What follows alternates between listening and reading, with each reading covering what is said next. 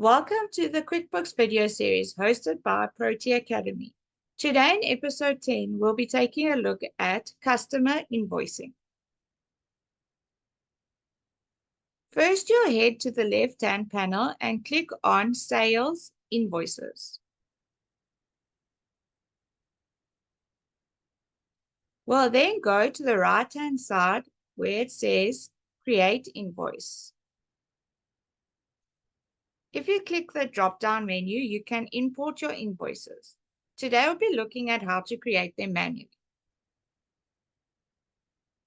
Once you click Create Invoice, the invoice screen will appear.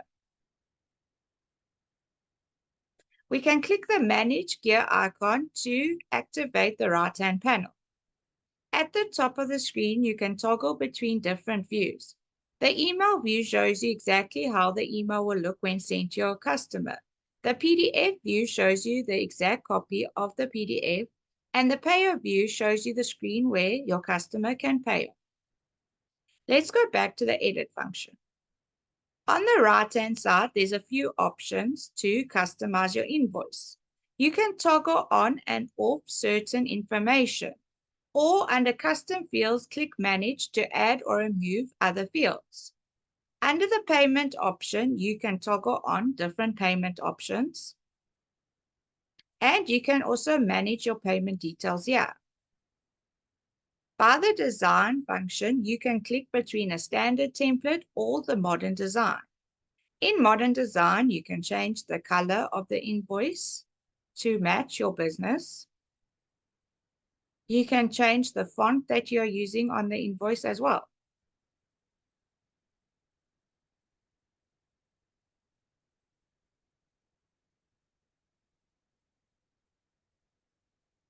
There's also the scheduling option. This gives you the option to make an invoice reoccurring. If you toggle the option on, more information will populate, where you can add the template name, if you want to schedule the reoccurring transaction, whether you want automatic email sent, or if you want to print later. At the bottom, you'll be asked to select the frequency of your reoccurring transaction.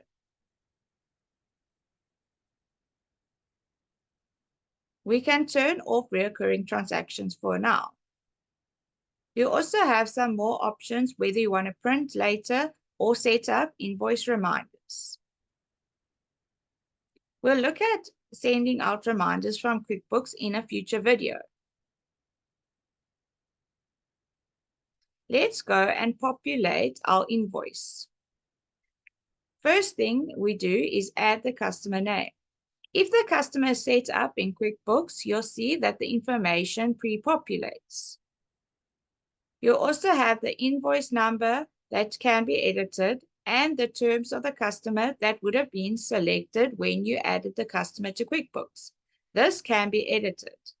The invoice date will be chosen and the due date will populate based on the terms selected in block 2.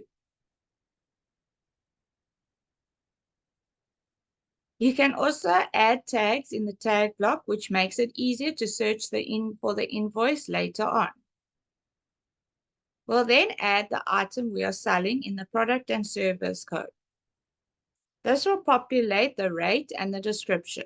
You can then change the quantity, and that will automatically calculate the total of your invoice. If you have sales tax, you will then set it up below at the sales tax button. We'll look at sales tax in a future video. You can also edit your invoice totals. On the left-hand side, there are blocks where you can write notes to your customer or add memos to your statement. You can also add attachments like purchase orders or estimates.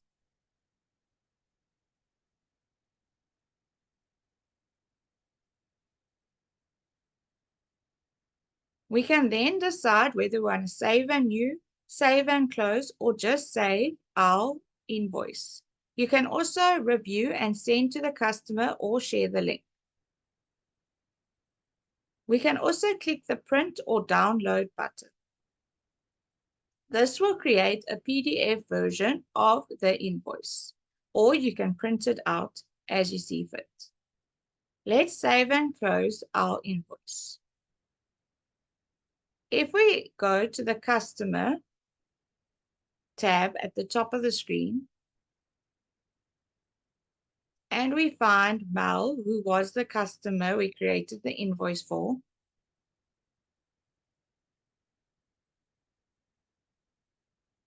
if we click on the Transaction List tab, we'll now see the invoice that we just created. It is showing up in the summary as an open balance, as we have not received payment for this invoice. We can then go and click on the drop-down menu, which gives us options to duplicate, send a reminder to the customer, share the invoice link, void, or delete. We can also click Edit. If we click Edit, the invoice opens up, and here we can change any of the information we already pre-populated previously.